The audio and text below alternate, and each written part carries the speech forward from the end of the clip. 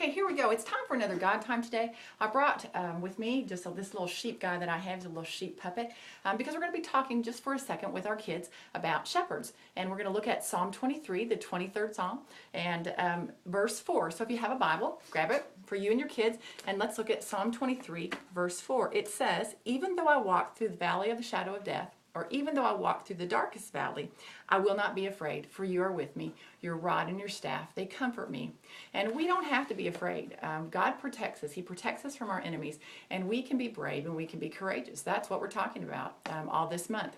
And so thinking about that, being brave and being courageous and being protected, it's kind of cool how God puts people in our lives to protect us, like police officers and firemen and teachers and parents or whatever. So today I want to encourage you to just drop a note, have your kids draw a picture, write a note, something like that, to a person who helps bring them protection, like a police officer or a fireman. Maybe it's their school teacher, a person in the neighborhood. I grabbed a card today and just dropped a note to somebody in our church that happens to be a police officer, and just thanking him for protecting our community, for working, for all the things he does here. It just took me a second to write it, stick it in an envelope, and pop it in the mail today. We need to be looking with our kids for ways that God's protecting us, and then talking about those things for the day.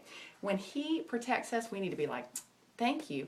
Saying those things out loud, reminding and encouraging our kids to have a thankful heart for the ways that God protects us. Maybe it's when they've been hurt. Maybe it's when you break your arm and God keeps it from being something worse. Maybe it's in your car. Who knows? But God is working all the time to protect us. Even though we go through hard, dark, scary things, God is there all the time. And that's our God time for today. See you next time.